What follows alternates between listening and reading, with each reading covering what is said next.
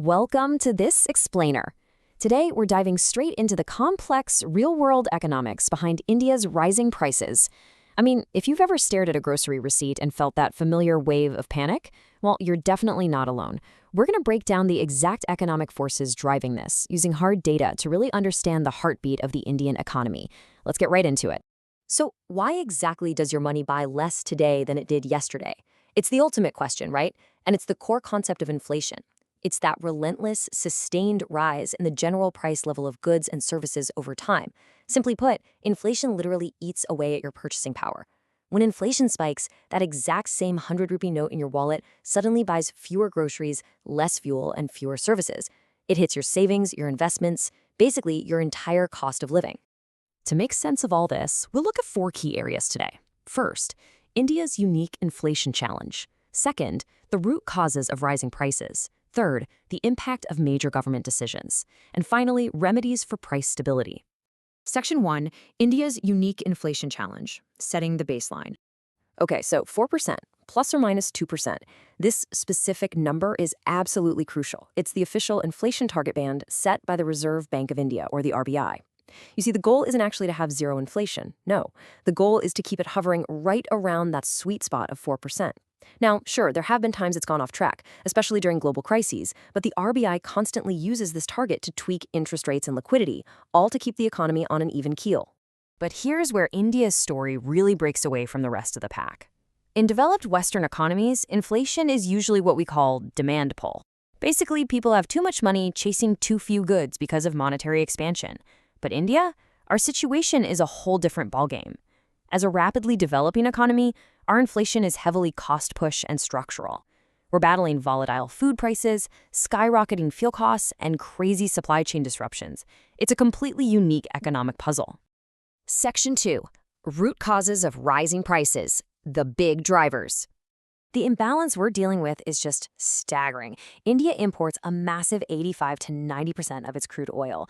Because we rely so heavily on the global market, whenever international oil prices spike or geopolitical tensions flare up, India effectively imports inflation.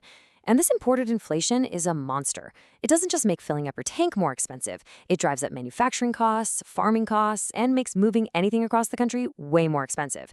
It is, without a doubt, one of the absolute strongest drivers of price pressure we face. But you know, it's not just fuel, it's food. And food takes up a massive chunk of the average Indian household's budget. When your grocery bill jumps, you're usually feeling the sting of specific structural bottlenecks. We're talking irregular monsoons wiping out harvests. Think about those notorious crazy price spikes for onions and tomatoes.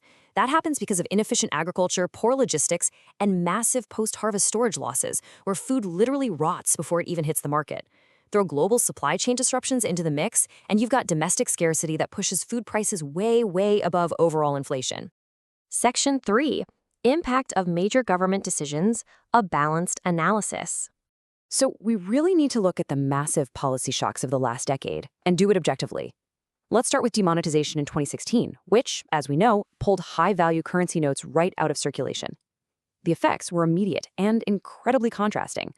On the plus side, it temporarily shrunk the amount of cash floating around and cooled down demand, which actually caused inflation to drop initially. Plus, it cut down on informal transactions. But on the flip side, the sudden cash crunch caused massive supply chain disruptions. It hit small businesses hard and really threw agricultural markets out of whack. Though, to be fair, the long-term impact on core inflation ended up being pretty limited. And that turbulence didn't stop, carrying right into 2017 with the rollout of the Goods and Services Tax, or GST. The grand vision was a unified market, but honestly, at first, it was a huge inflationary shock. Small businesses faced a really heavy compliance burden, and all those initial adjustment headaches led to short-term cost bumps across several sectors. But over time, the silver lining appeared. GST successfully reduced the cascading effect, taxes on top of taxes. It formalized a huge chunk of the economy, and most importantly, it streamlined logistics. And as we just talked about, better logistics are absolutely vital for taming that structural inflation. Then, of course, came 2020, bringing what was easily the biggest inflationary shock of the decade, the COVID-19 pandemic. The government had to step in massive ways just to prevent a total economic collapse. They rolled out emergency welfare spending, free food distribution, and pumped immense liquidity into the system. And thankfully, this protected vulnerable populations. But economically, the inflationary blowback was brutal. Supply chains ground to an absolute halt, and production just fell off a cliff. So think about it. You had all this excess money circulating, meeting a drastically shrunken supply of goods. The inevitable result was a massive, sharp spike in prices. Finally, we've got to talk about the continuous push for infrastructure and the government's fuel taxation policies. Talk about a double-edged sword. On one hand, slapping high excise duties on fuel rakes in the crucial revenue needed to build roads, railways, and digital networks. This is a long-term investment that boosts productivity and permanently drives down logistics costs. But in the short term, those high fuel taxes instantly jack up transport and production costs for basic essentials, creating instant cost-push inflation. And at the exact same time, all that massive government spending on infrastructure temporarily supercharges aggregate demand, which just pushes prices up even further. Section 4. Remedies for price stability, fixing the system. So what's the big takeaway from all of this? Well, it's that simply tweaking RBI interest rates just isn't going to cut it anymore.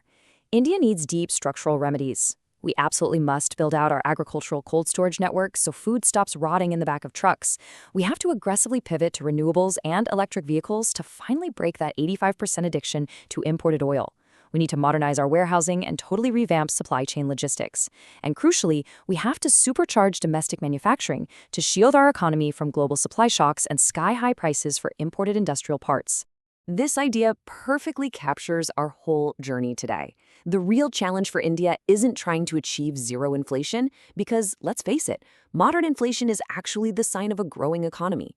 The challenge is maintaining inflation at levels that support that growth while fiercely protecting the purchasing power of ordinary citizens. A little bit of inflation? That's just the natural heartbeat of a rapidly rising nation. But going forward, the next time you glance at your grocery receipt, ask yourself, are you paying the price of a booming, ambitious economy, or are you just paying the penalty for structural bottlenecks we still haven't fixed?